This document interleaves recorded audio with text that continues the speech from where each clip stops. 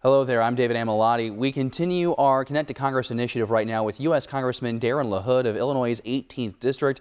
And let's get straight to it. On Monday, you sent a letter to President Donald Trump about former Governor Rod Blagojevich. What did that letter say? Well, as a former federal prosecutor, I got together with my colleagues from Illinois, and we thought it was important that we send a letter to the president expressing our concern about the president possibly pardoning or giving a computation to former Governor Rod Blagojevich. And what we said in the letter is a couple things. We have been fighting public corruption in the state of Illinois for a long time. We hate to use the statistic, but 4 of our last 7 governors have gone to prison, and we've had real problems in Illinois on public corruption. So unanimously, all of my other Republican colleagues and I sent a letter basically saying that this would do a real disservice to the fight against public corruption to let out Rod Blagojevich. That's the first point. Second point is Governor Blagojevich has shown no signs of remorse, has ever admitted he did anything wrong.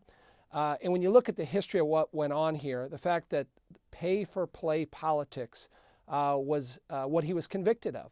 And by the way, he was convicted, he was impeached in the state legislature by a unanimous vote of Republicans and Democrats. And then secondly, shaking down hospital executives, construction companies, the criminal elements that he engaged in should not be relieved by a computation or a pardon. And so the letter is very strong. We lay out the reasons why. We hope the president listens. We just want to make sure that he's aware. And the last point I would make is the president talks about draining the swamp. Nobody exemplifies the swamp more in Illinois than Rod Blagojevich. Next question. What are your thoughts on the president's meeting with Kim Jong-un in Singapore?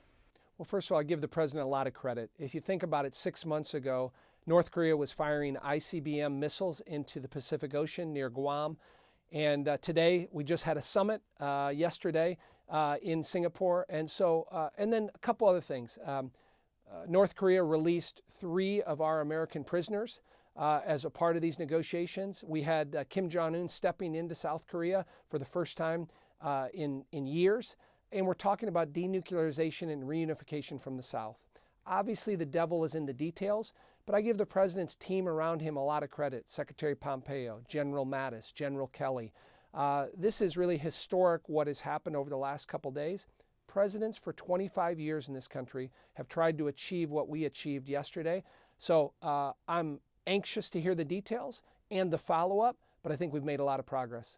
And the last question right now, Congressman, how will the historic tax credit bill that you're introducing today impact your district? Sure. Well, serving on the Ways and Means Committee, we have jurisdiction over all tax policy here in the House of Representatives. We introduced a bipartisan bill to extend the historic tax credit.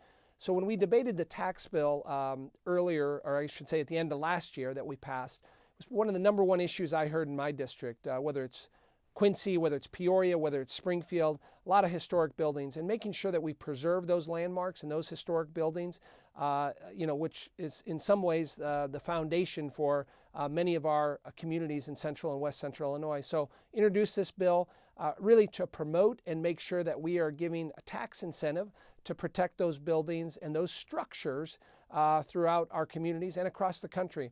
And we have Republican and the Democrat in the Senate that have co-sponsored, and my colleague from Oregon, Mr. Blumenauer, who's a Democrat, is also the co-sponsor. So this will help protect much of our heritage and our buildings and make sure that we're giving an appropriate tax benefit to those folks that are engaged in that work. Thank you, Congressman LaHood. We always appreciate your time.